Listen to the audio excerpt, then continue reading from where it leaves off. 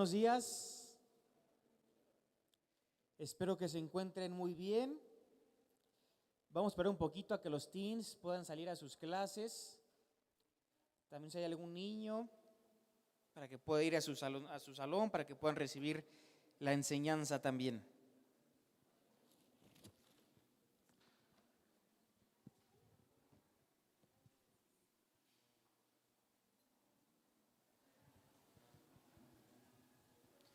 Muy bien.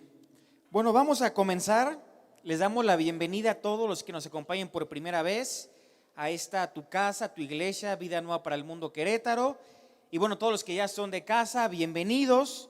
Como cada domingo vamos a meditar, a estudiar la palabra de Dios, que siempre es lo más importante, es la fuente de todo lo que decimos, es nuestra autoridad principal y es un privilegio que podamos estudiar la palabra de Dios. Yo te voy a la Biblia, si te gusta tomar apuntes también, que puedas sacar tu libreta para poder tomar apuntes. Y en esta mañana vamos a estar viendo un tema que yo le titulé El alcance y los requisitos de la salvación. El alcance y los requisitos de la salvación. En el primer servicio, Estefano estuvo compartiendo y estuvo mencionando en su introducción que hay muchas personas que han tratado de pervertir literalmente el evangelio de Jesucristo, ¿verdad? Pablo ahí en el capítulo 1 le enseña a los Gálatas y Pablo dice, ¿verdad? No es que haya otro evangelio, pero sí muchos han intentado pervertir el evangelio de Cristo. Lo han adulterado, le han quitado cosas o le han agregado cosas. Y Pablo es muy claro en el capítulo 1 ahí de Gálatas, donde dice que la consecuencia para todas esas personas que pervierten el evangelio, ¿cuál es? Dice Pablo, sean anatema. Literalmente, malditos. Ahora, pero hay otro peligro, hermanos, en el que podemos caer. Porque sean anatemas para las personas que comparten otro evangelio, ¿verdad? Que pervierten el evangelio de Jesucristo. Pero ¿cuál es el peligro para las personas que escuchan este tipo de mensajes? Que escuchan este tipo de evangelio, el que no glorifica el evangelio de Jesucristo. El peligro, es un peligro muy grande, es que Pablo dice, siguen muertos en sus delitos y pecados. Porque si una persona no ha entendido el verdadero evangelio, el evangelio del Señor Jesucristo, es una persona que sigue muerta en sus delitos y pecados. Entonces fíjese qué peligro, porque si usted está en esta mañana muerto en sus delitos y pecados, significa que usted en esta mañana está separado de Dios, separado de la gloria de Dios, y que si llegara a morir el día de hoy, su destino no va a ser el cielo, sino el infierno. Por eso es muy necesario que prediquemos este tema y que tengamos muy en claro cuál es el evangelio correcto de nuestro Señor Jesucristo. Y es mi oración para cada uno de los que estamos aquí, que a la luz de la palabra de Dios podamos ver cómo la Biblia puede alcanzar tu propia vida. Cómo el evangelio está abierto y te alcanza a cada uno de los que estamos aquí el día de hoy. Entonces vamos a hacer una oración y comenzamos ya con nuestro estudio. Padre, te damos muchísimas gracias por este tiempo que tú nos permites tener. Te pedimos que sea tu Espíritu Santo hablando a la vida de los que estamos aquí, que tu palabra traiga convicción a nuestras vidas. Estoy convenciendo de pecado, de justicia, de juicio. Padre, si en esta mañana hay alguien que no te conoce todavía, si en esta mañana hay una persona que no ha entendido cuál es el evangelio, no ha entendido cuáles son los requisitos con los cuales obtenemos nuestra salvación, Padre, te pedimos que en esta mañana esa venda espiritual pueda caer, Señor. Padre, sabemos que Satanás ha cegado el entendimiento de los incrédulos para que no les resplandezca la luz del evangelio. En esta mañana oramos para que el evangelio pueda resplandecer, Señor. Guíanos en este tiempo que vamos a estar juntos, que podamos aprender nuevas cosas en el nombre de nuestro Señor Jesucristo. Amén. Primero vamos con la primera parte. ¿Cuál es el alcance de la salvación? Y para entender el alcance de la salvación, tenemos que estudiar una palabra que no sé si todos la hayan escuchado o la hayan leído en la Biblia, que es la palabra expiación. ¿Verdad? Si la quieres apuntar, la palabra expiación. Esta palabra es una palabra muy importante dentro de la Biblia y es una palabra que tiene que ver con quitar el pecado. ¿Verdad? Quitar el pecado. La definición sería borrar las culpas, purificarse por medio de algún, ¿verdad? Borrar las culpas por medio de algún sacrificio. De hecho, si leemos el Antiguo Testamento, nos daremos cuenta que en varias ocasiones aparece el día de expiación. ¿Cuál era el día de expiación? El día de expiación era cuando el sumo sacerdote entraba por única vez al lugar santísimo y presentaba la sangre del animal que había sacrificado por los pecados de todo el pueblo. Ese era el día de expiación. Solamente que en el Antiguo Testamento no se cumplía verdaderamente lo que era la expiación, porque el sumo sacerdote tiene que entrar día tras día y presentar por los pecados de todo el pueblo. Entonces, el día de expiación en el Antiguo Testamento vemos que hay un conflicto con esta palabra. Pero vamos a ver cuál es el conflicto. Vamos al libro de Hebreos, capítulo 10.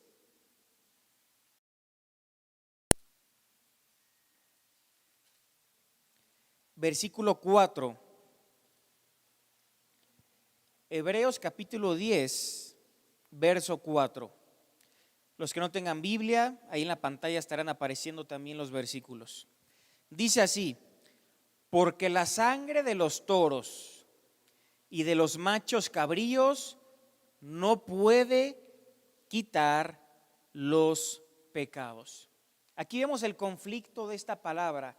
Lo que se hacía en el Antiguo Testamento no era verdaderamente la expiación. ¿Por qué? Porque los pecados no eran quitados. No eran quitados. Fíjense, ahí mismo en Hebreos capítulo 10, pero el versículo 11, fíjense qué es lo que dice. Y ciertamente todo sacerdote está día tras día ministrando y ofreciendo muchas veces los mismos sacrificios que nunca pueden quitar los pecados. Aquí vemos el conflicto de esta palabra en el Antiguo Testamento. Lo que hacía el sumo sacerdote, dice la Biblia, no quitaba el pecado. Por eso día tras día tiene que estar ahí y presentar diferentes sacrificios, porque los pecados no eran quitados. Ahora, hermanos, para que entendamos, en el Antiguo Testamento el día de expiación en realidad era el día de kafar. Si lo quieren apuntar, es en el griego kafar, K-A-F-A-R, que significa cubrir. Ahora, entonces el día de expiación en el Antiguo Testamento, lo vuelvo a repetir, era el día donde se cubrían los pecados. No eran quitados, se cubrían, ¿verdad?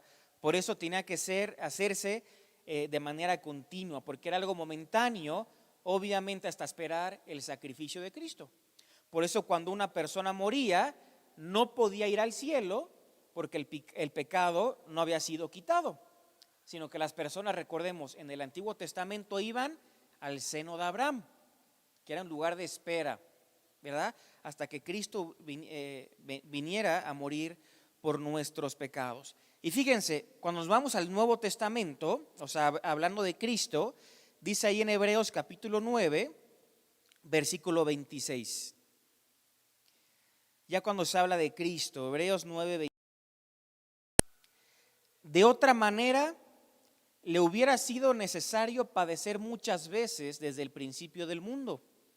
Pero ahora, en la consumación de los siglos, se presentó Cristo una vez para siempre de sí mismo para quitar de en medio el pecado. Nos damos cuenta de que en Cristo se cumple verdaderamente lo que es la expiación. Porque Cristo solamente se tuvo que presentar una sola vez. No era algo continuo como se hacía en el Antiguo Testamento. Cristo con un solo sacrificio, con el sacrificio de su propio cuerpo, de su propia vida, fue suficiente para poder quitar el pecado de en medio. Entonces nos damos cuenta que en la persona de Cristo se cumple verdaderamente lo que es la expiación. En el Antiguo Testamento esta palabra agarra su verdadero significado.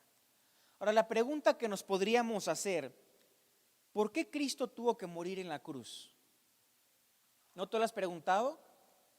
¿Por qué, si Jesús es Dios, no utilizó otro método, otra forma en la cual Él no sufriera tanto y nosotros pudiéramos obtener nuestra salvación? ¿Por qué tuvo que morir en la cruz? ¿De qué manera podemos decir que nuestro pecado es quitado el día de hoy por el sacrificio de una persona que murió hace más de 2000 años? ¿Por qué podemos decir hoy, en el año 2021, que nuestro pecado puede ser quitado por alguien que murió hace más de 2000 años? Preguntas interesantes que vamos a intentar responder, y el concepto bíblico es la sustitución. Apúntalo, es una palabra muy importante. ¿Por qué Cristo tuvo que morir en la cruz? Porque Él tuvo que ocupar nuestro lugar. ¿Verdad? Tuvo que ocupar nuestro lugar. Recordemos que Romanos capítulo 6 dice que la paga del pecado es la muerte, la separación eterna entre Dios y los hombres. Y esta palabra sustitución significa que Él ocupó mi lugar. Significa que Cristo pagó mi deuda. ¿Verdad? No es de que Cristo no hizo algo por nosotros, sino que Cristo ocupó. Por ejemplo, para ilustrar este concepto de la sustitución, vayamos rápido a Génesis capítulo 22. Recordemos, ahí en Génesis Dios le había prometido un hijo a Abraham, el padre de la fe, le había prometido a Isaac. Después de muchos años, Isaac se cumple la promesa, Isaac nace, y en un momento Dios le dice a Abraham: Abraham, me tienes que entregar a tu hijo, ¿verdad? Lo tienes que entregar en sacrificio. Ahora Abraham pues fue obediente a Dios, dice que estaba preparando todo el sacrificio, estaba preparando las cosas con su hijo, estaban yendo hacia el monte, y dice que cuando ya había colocado a Abraham a su hijo ahí en el altar, y cuando estaba a punto de enterrarle un cuchillo, dice que el ángel de Jehová lo detuvo. Y fíjense qué es lo que dice la Biblia. Génesis capítulo 22, versículo 13. Entonces alzó Abraham sus ojos y miró, y he aquí a sus espaldas un carnero trabado en un zarzal por sus cuernos. Y fue Abraham y tomó el carnero y lo ofreció en holocausto en lugar de su hijo. Aquí vemos el concepto de la sustitución. Este carnero, este animal, fue sacrificado en lugar de Isaac. Eso es la sustitución, en lugar de. Por ejemplo, si nos vamos a otra historia ahí en el libro de Éxodo, cuando Moisés está sacando de la esclavitud al pueblo, ya una de las últimas plagas, recordemos que era todos los primogénitos tenían que morir. Pero ¿qué les dice Dios? Aquella persona que sacrifica un animal y la sangre de esa coloque en las puertas de su casa, dice, ese animal morirá en lugar del primogénito. O sea, ese animal sacrificado ocuparía el lugar del primogénito de aquella familia. Entonces, cuando las personas sacrificaban el animal y ponían en las entradas de sus casas la mancha de sangre, Dios no tocaba a los primogénitos, porque el animal moría en lugar de el primogénito. Y esto es, hermanos, la sustitución, ¿verdad? En lugar de. Cuando Juan el Bautista ve a Jesús, allí en el Evangelio de Juan capítulo 1, versículo 29, dice, el siguiente día vio Juan a Jesús que venía a él y dijo: he aquí el Cordero de Dios que quita el pecado del mundo. Hermanos, ¿por qué Cristo tuvo que morir en una cruz? Porque Él ocupó nuestro lugar. Porque Él fue nuestro sustituto. Porque Él tomó el lugar que nosotros merecíamos. Porque Él cargó con nuestro pecado. Porque Él pagó con nuestra deuda. Porque Él fue hecho maldito por cada uno de los que estamos aquí. Cristo tuvo que ocupar nuestro lugar. Por eso es que tuvo que morir en la cruz del Calvario. Vamos a ver dos versículos que nos van a dar mucho más luz acerca de lo que estamos viendo. Vamos a Marcos 10:45, Evangelio de Marcos.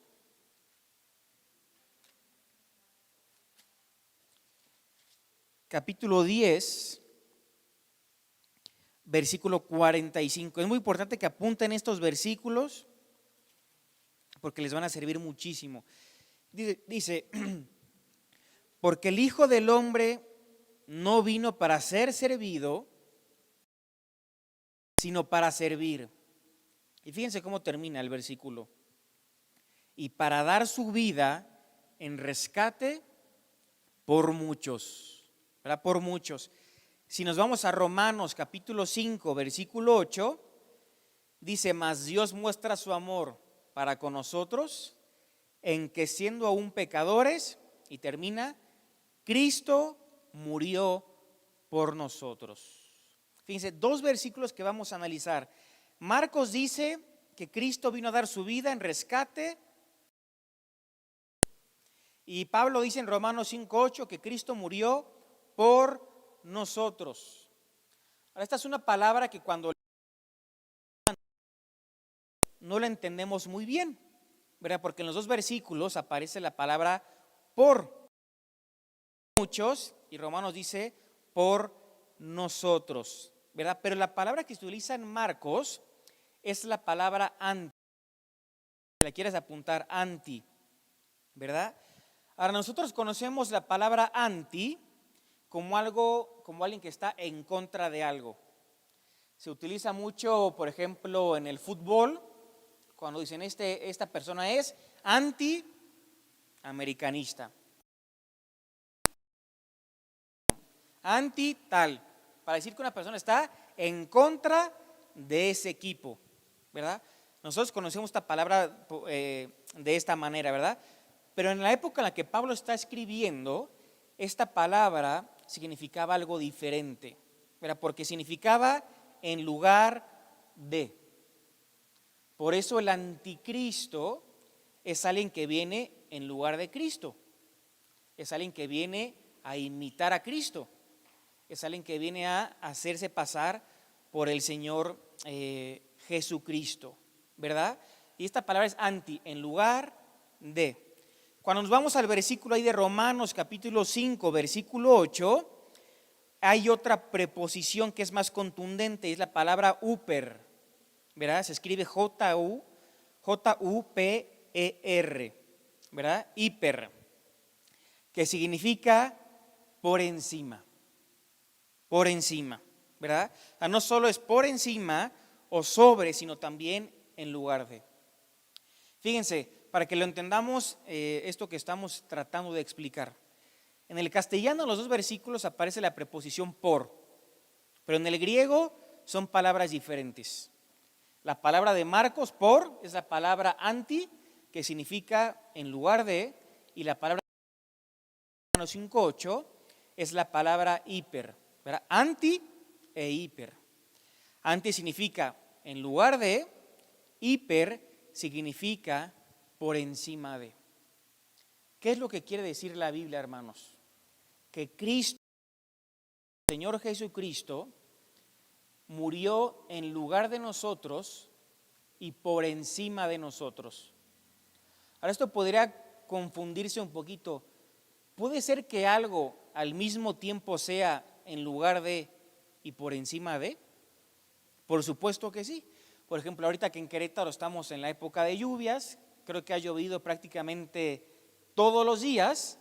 el viernes, mientras teníamos aquí la reunión de jóvenes, se vino la lluvia con todo y estamos intentando recibir a los jóvenes con un paraguas para que no se mojaran, ¿verdad? Pero fíjense, está una persona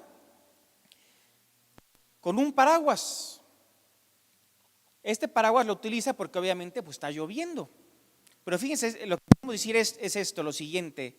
El paraguas está recibiendo la lluvia en lugar de nosotros. También el paraguas está por encima de nosotros. Eso es lo que quiere decir estos dos versículos. El Señor Jesucristo no solamente tomó nuestro lugar, sino que también se puso por encima nuestro para recibir el castigo que tú y yo merecíamos. Cristo se puso por encima de y en lugar de nosotros. Es, por ejemplo, imaginemos que una persona la están golpeando y llega una y se pone encima de esa persona. Entonces esta persona se puso en lugar de la persona que está abajo y está por encima recibiendo el castigo en lugar de esa persona. Es justamente lo que hizo el Señor Jesucristo por cada uno de nosotros, ¿verdad? Él está sobre nosotros y recibe el castigo en lugar de nosotros. Todo esto, hermanos, viendo el concepto de la sustitución. ¿Por qué Cristo tuvo que morir? Por estas razones que venimos mencionando. Ahora, una pregunta que muchas personas se hacen también: ¿por quiénes murió Jesús? ¿Será acaso que murió por toda la humanidad? ¿O será acaso, como algunos dicen, que murió por algunos cuantos pocos escogidos? ¿Murió por todos o por algunos? Bueno, vamos a ver qué es lo que dice la palabra de Dios. ¿Por quiénes murió? Vean lo que dice Pablo ahí en Tito, capítulo 2, versículo 11. Que está la Biblia respondiendo y no nosotros. Tito, capítulo 2,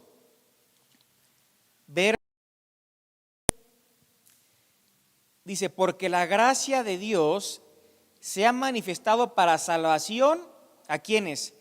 A todos los hombres, ¿verdad? La gracia de Dios se ha manifestado para salvación a todos los hombres. Vamos ahora a Isaías capítulo 55.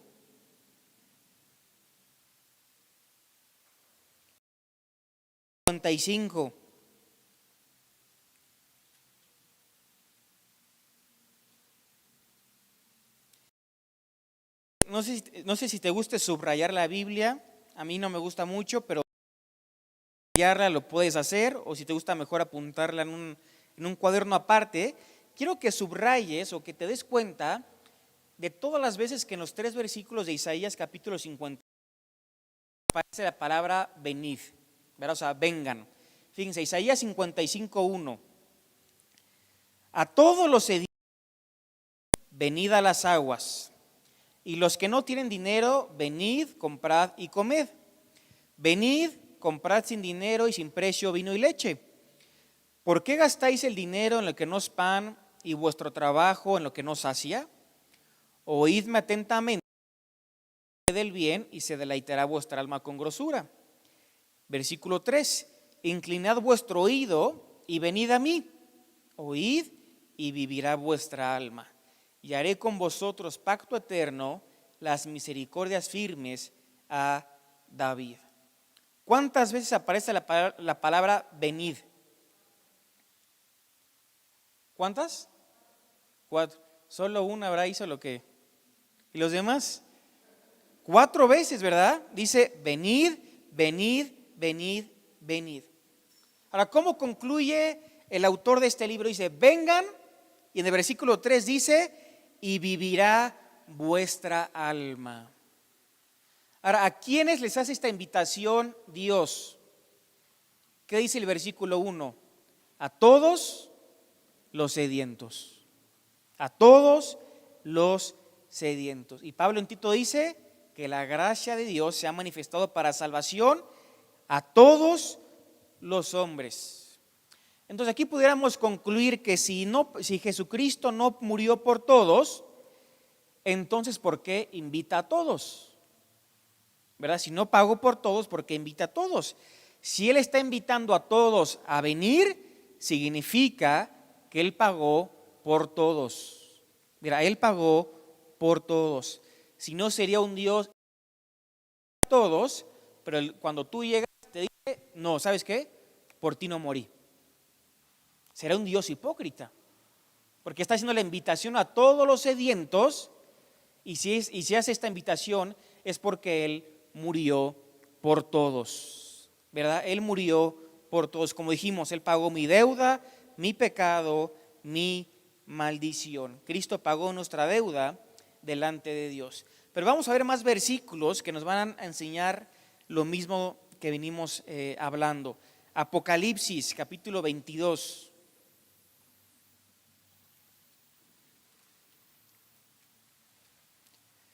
Versículo 17.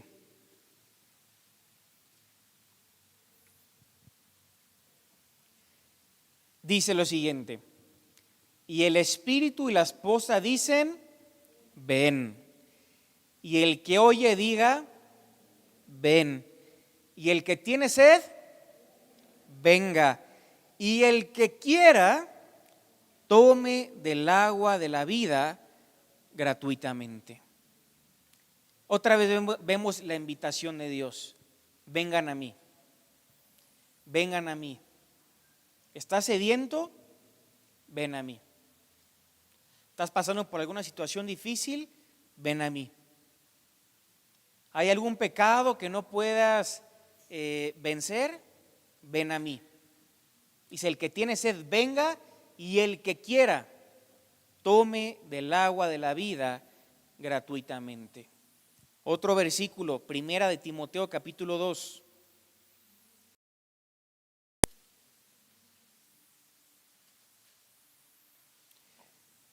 Primera de Timoteo, capítulo 2, versículo 4. Pablo dice lo siguiente: el cual quiere que todos los hombres sean salvos y vengan al conocimiento de la verdad.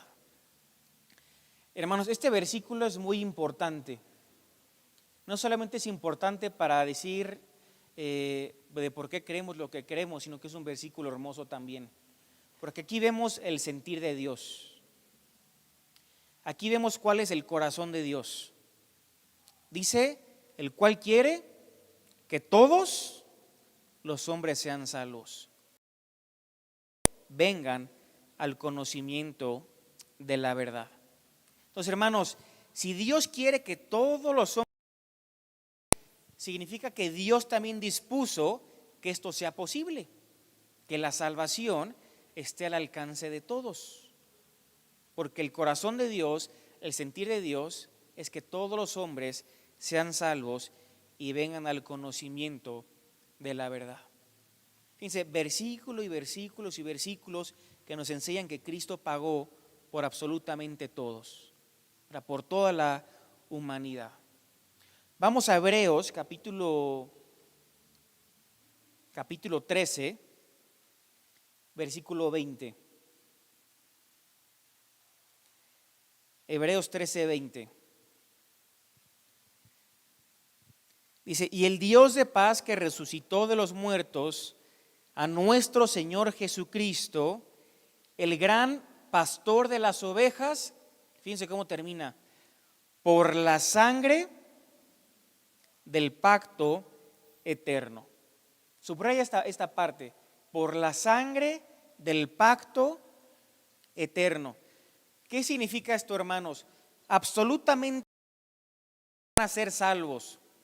Desde Adán hasta el último hombre que se convierta en la humanidad o la última mujer estarán en el cielo por la sangre del Señor Jesucristo. Todos por la Sí. Pila sí tiene 3. Por la sangre del Señor Jesucristo. Ahora, muchos se hacen la pregunta, bueno, y en el Antiguo Testamento, antes de que Cristo muriera, ¿cómo la persona era salva si Cristo no había derramado su sangre? ¿Verdad? Recordemos que todos los que van a ser salvos, desde Adán hasta el último, se van a salvar por la fe. Ahorita vamos a hablar un poquito más de eso, ¿verdad? Pero este versículo es clave para entender esta pregunta. Es por la sangre del pacto eterno. O sea que la sangre de nuestro Señor Jesucristo es lo único que quita el pecado. Siempre la salvación ha sido por medio de la fe y llegaremos al cielo porque un día Cristo murió en la cruz y en el momento que tú y yo creímos, en ese momento se aplica la sangre del pacto eterno en tu vida. Porque muchas veces yo de chiquito me hacía la pregunta, ¿no? Bueno, la sangre de Jesús quita el pecado. Y uno de chiquito pues toma todo muy...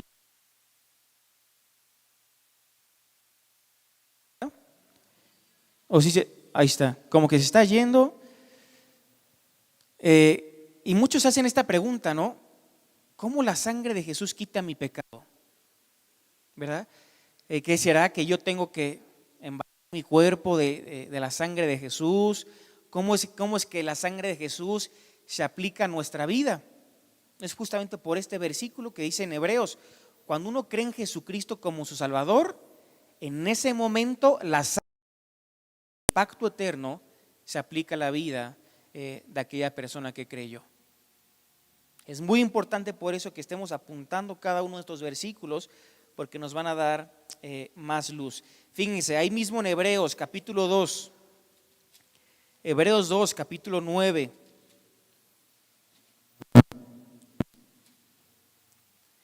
Hebreos capítulo 2, versículo 9.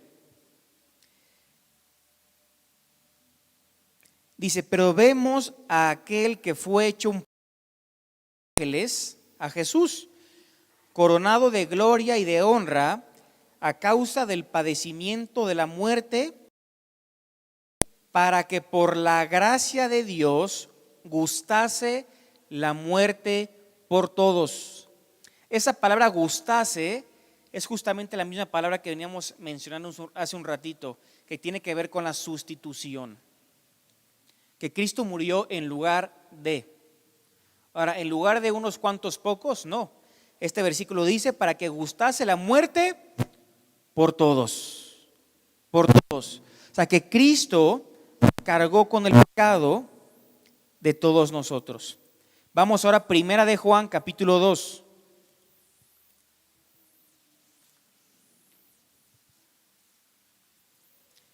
Primera de Juan capítulo 2, versículo 2. Dice, y Él es la propiciación por nuestros pecados. No solamente por los nuestros, sino también por los de ¿quién? Hay un predicador muy famoso que dice, no, aquí cuando se refiere a todo el mundo, se refiere a los elegidos. No se refiere a toda la humanidad. Bueno, yo me pregunto, ¿cuándo en la Biblia vemos que hay un mundo de escogidos? ¿Verdad? No hay. Ahora fíjate que dice, el apóstol Juan dice que Él es la propiciación por nuestros pecados. ¿A quién se está refiriendo? A los que ya hemos creído en Cristo como nuestro Salvador. Pero dice, no solamente por los nuestros, sino también por los de todo el mundo. Aquí cuando dice todo el mundo se refiere por los de toda la humanidad. Cristo cargó el pecado de absolutamente toda la humanidad. Cuando en la Biblia aparece, dice a tres cosas. En primer lugar, al planeta Tierra. Pero si lo quieres leer, está en Salmo 89:11, cuando aparece la palabra, referirse al planeta Tierra. En segundo lugar, puede referirse al sistema manejado por Satanás. Recordemos que Primera de Juan capítulo 5 versículo 19 dice que el mundo entero está bajo el maligno. Ahí mundo no se refiere al sistema gobernado por Satanás. Y en tercer lugar, la palabra mundo puede referirse a la humanidad. Como dice Juan 3:16, Porque de tal manera amó Dios ¿a quién? Al mundo. ¿A quién se refiere aquí? ¿Al planeta Tierra? No. ¿Al sistema operado por? Tampoco. Se refiere a la humanidad. De tal manera amó Dios a la humanidad, para que envió a su Hijo unigénito, para que todo aquel que en Él cree no se pierda, sino tenga la vida eterna. Entonces aquí 1 Juan 2:2 dice que Él también fue la propiciación por el pecado de todo el mundo. Otro versículo, 1 Timoteo, capítulo 2, versículo 6.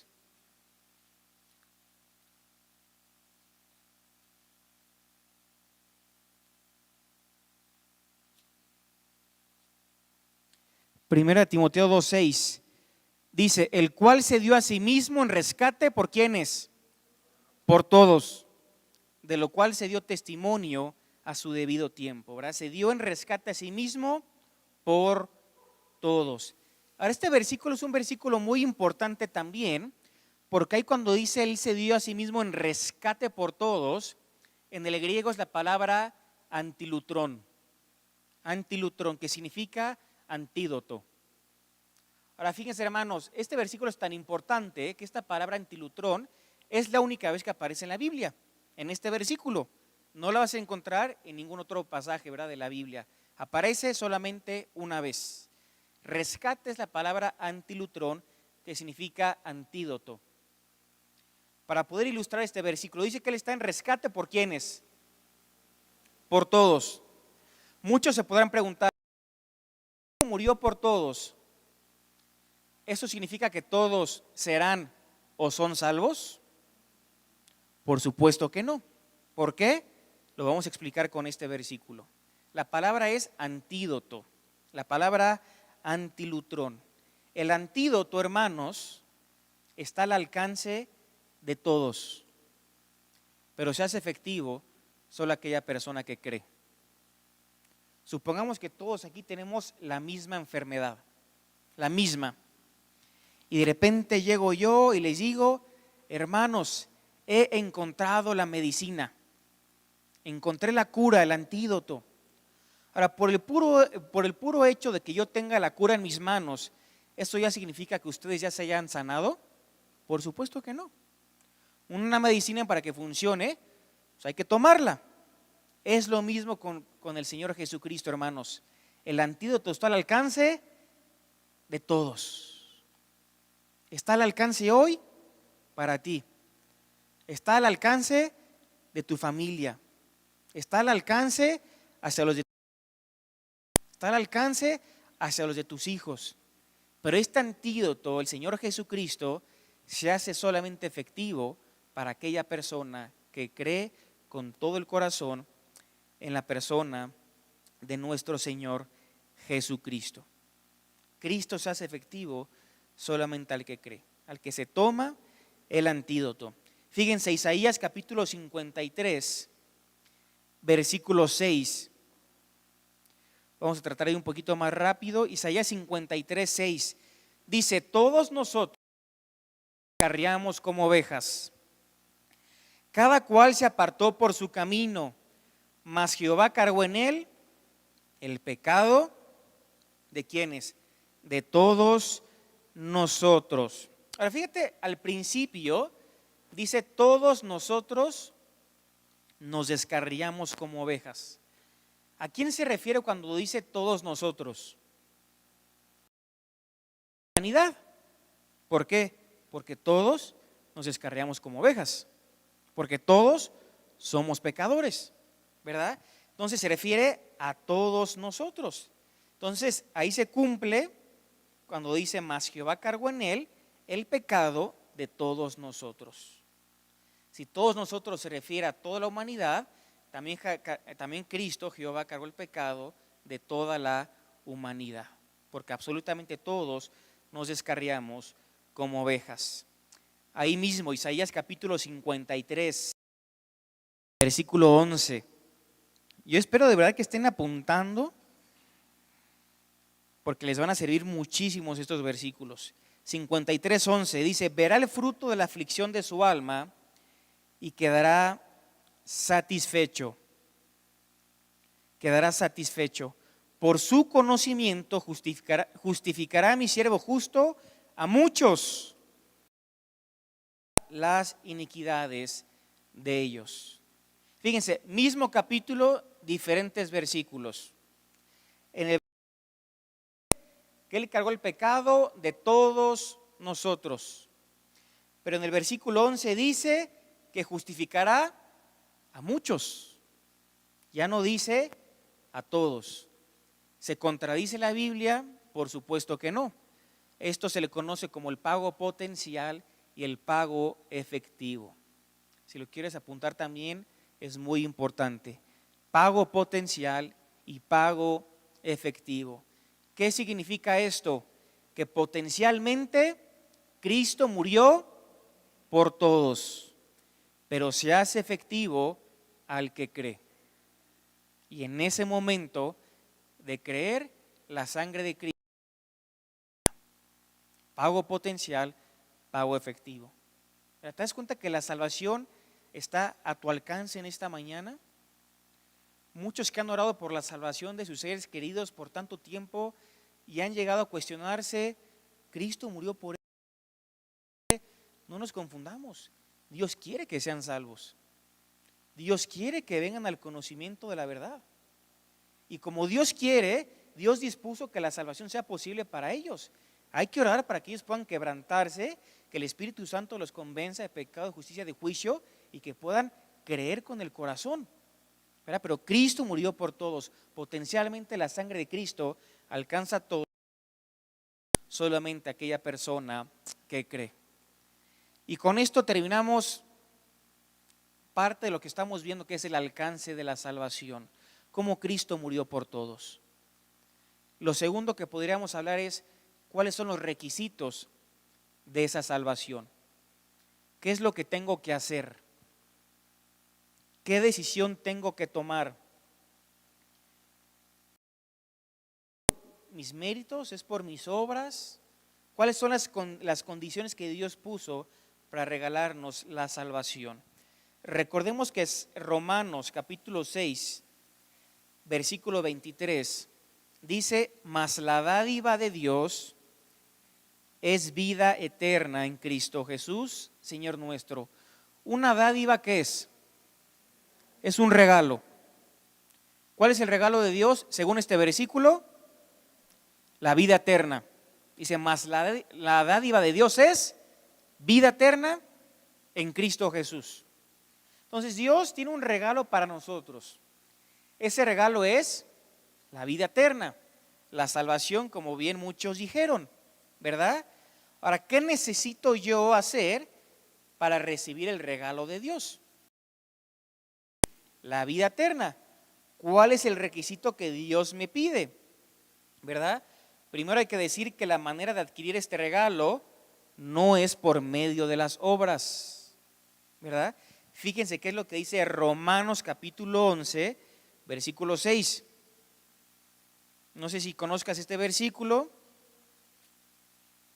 pero es un versículo muy claro. Romanos 11, 6, está en las pantallas también. Y si por gracia, ya no es por obras. De otra manera, la gracia ya no es gracia.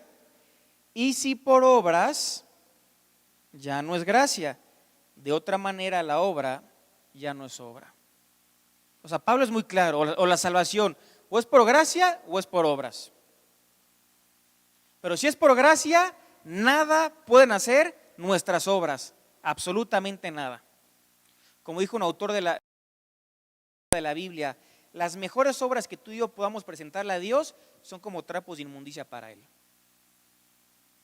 ¿Verdad?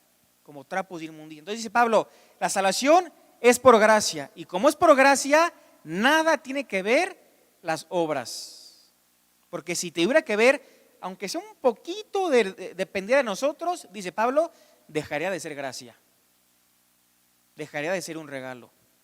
Un versículo más claro, Efesios 2:9, no por obras, para que nadie se gloríe. Hermanos, requisito para la salvación es la fe. Solamente la fe puede salvar a una persona. La fe es el único requisito que Dios pide para recibir el regalo de la vida eterna. Ahora, si usted genuina, una fe verdadera, esa fe te va a llevar a hacer algo. ¿Sabes a qué te va a llevar una fe genuina? A un arrepentimiento.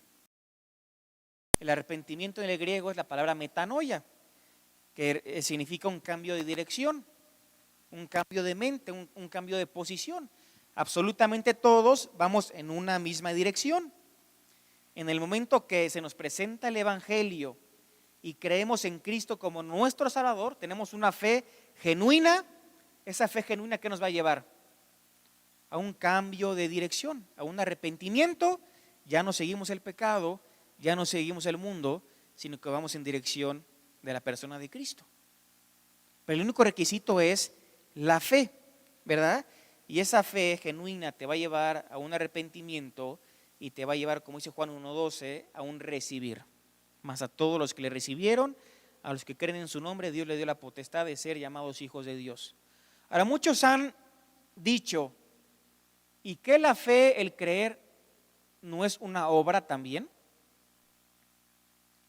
Ahí, si decimos que sí, estaremos en un problema, ¿verdad? Porque dice la Biblia que no es por obras. Pero muchos dicen, ¿y qué la fe no es también una obra? Pablo lo explica muy bien. Romanos capítulo 4, versículo 5. Romanos 4, 5. Vamos a leer desde el 4. Pero al que obra, no se le cuenta el salario como gracia, sino como deuda. Y fíjense, versículo 5. Mas al que no obra, sino cree en aquel que justifica al impío, su fe le es contada por justicia. Aquí vemos que la fe no es una obra, porque dice el versículo, no obra, sino cree. El creer no es una obra. Quiero que me acompañen ahora sí todos a este pasaje, Juan capítulo 5.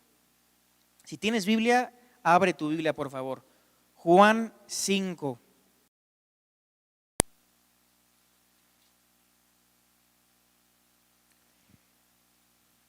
Versículo 39 y 40. Vamos a leerlo. Dice, escudriñad las Escrituras, porque a vosotros os parece que en ellas tenéis la vida eterna, y ellas son las que dan testimonio de mí, que dice, y no queréis venir a mí para que tengáis vida. Aquí vemos, hermanos, que la actitud del hombre es el verdadero problema. La actitud del hombre es el verdadero problema. ¿Y cuál es la actitud del hombre? No quieren venir a mí, dice Jesucristo. El hombre no quiere venir a mí. No es que el hombre no pueda, es que el hombre no quiere acudir a Jesucristo. No quieren venir a la luz, no quieren cambiar su estilo de vida, no quieren dejar su pecado. Es un problema del corazón. Entonces no digamos que la salvación no está al alcance de los demás, porque sí lo está. El problema es que las personas no quieren acudir a Cristo. El problema no está en Dios, el problema está en cada uno de nosotros. No queremos acercarnos a Cristo. Fíjense, Adán y Eva, cuando Dios los creó, nacieron sin pecado, ¿verdad? No tenían naturaleza pecaminosa. Y Adán y Eva necesitaron una influencia externa que los condujera a pecar, porque dentro de ellos no había pecado. Y fue la influencia ¿de quién? De la serpiente, de Satanás. Con nosotros es todo lo contrario. Usted y yo sí nacemos con pecado, sí nacemos con naturaleza pecaminosa. Y de la misma manera ahora necesitamos una influencia externa, pero que nos conduzca al bien. ¿Cuál es esa influencia? La influencia del Espíritu Santo. Porque dice la Biblia ahí en Juan 16:8, y cuando Él venga, convencerá al mundo ¿de qué? Pecado, justicia y de juicio. Yo te pregunto, ¿por qué mejor no nos convence del amor de Dios? ¿Por qué de pecado? ¿Por qué de juicio? ¿Por qué no nos convence del amor de Dios?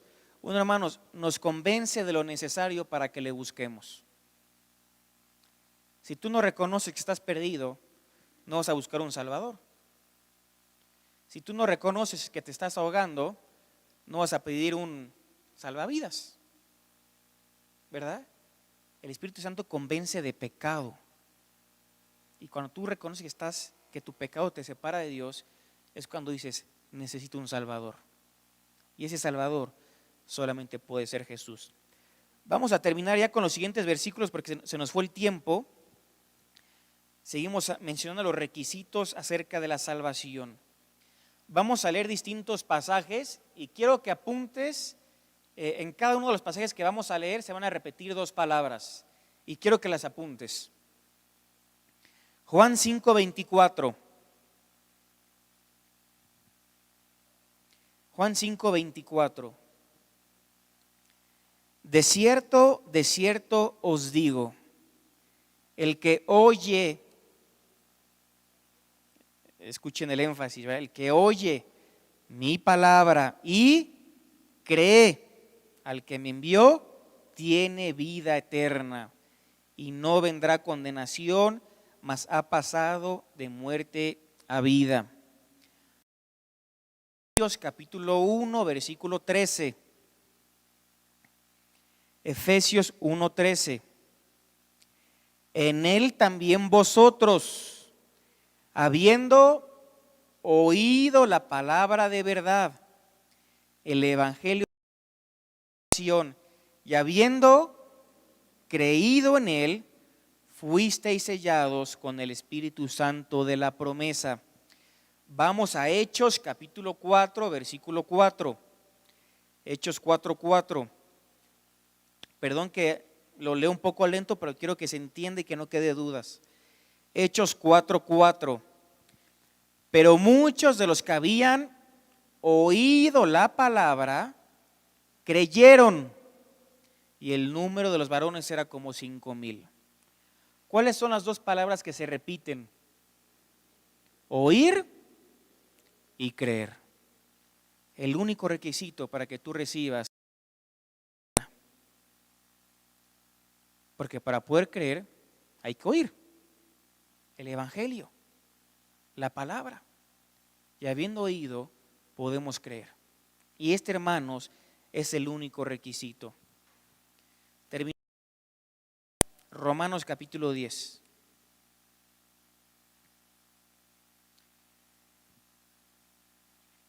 Romanos 10:13. Porque todo aquel que invocare el nombre del Señor, salvo. Y prestemos atención a las preguntas que hace Pablo después. Versículo 14. ¿Cómo puede aquel en el cual no han creído? ¿Y cómo creerán en aquel de quien no han oído? ¿Y cómo oirán sin haber quien les predique? ¿Y cómo predicarán si no fueren enviados? Cuán hermosos son los pies de los que anuncian la paz, de los que anuncian las buenas nuevas. Fíjate que dice Pablo, el que invocar el nombre del Señor será salvo. Pero para poder invocar al Señor, ¿qué necesita pasar? La persona necesita creer. Para poder creer, la persona necesita oír. Para poder oír, necesita a la persona que alguien le predique. Y para que alguien le predique, necesita que alguien. Y eso es a lo que nos envió Jesús. Nos envió a predicar el evangelio a toda criatura. ¿Nos envió a qué? A predicar. Al predicar, la gente escucha. Al escuchar, la gente puede creer. Y al creer, la gente puede invocar el nombre del Señor. Invocar, ¿sabes qué significa? Pedir auxilio, pedir rescate. ¿A quién? Al Señor Jesucristo. No sirve de nada explicar la gracia de Dios si primero no entiendes que hoy estás muerto en tus delitos y pecados y que no puedes hacer nada para salvarte? Pero Dios hoy por te ofrece el perdón de tus pecados. ¿Qué es lo que tienes que hacer? Tienes que creer. Yo te invito a que cierres tus ojos.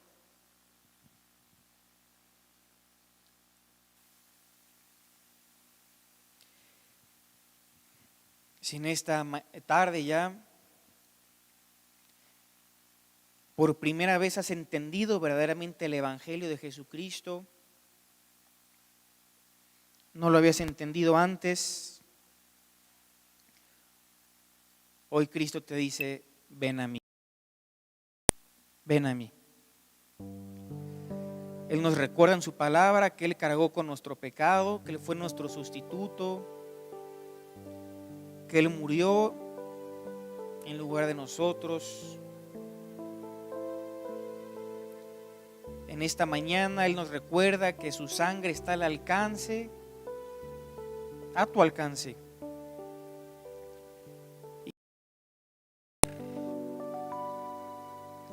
Dice la Biblia: cree en el Señor Jesucristo y serás salvo. Me gustaría terminar orando por cada persona que creyó en esta mañana. También les queremos regalar una Biblia.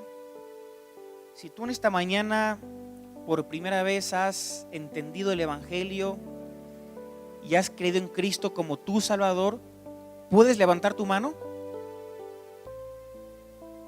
Gracias. Levántala. Gracias. Gracias, Dios te bendiga. ¿De este lado habrá alguien? Amén. Padre, te damos las gracias por cada decisión tomada en esta mañana. Gracias porque tu palabra trae convicción a nuestra vida. Padre, sobre todo en esta tarde, te agradecemos que nos fue dada en Cristo Jesús.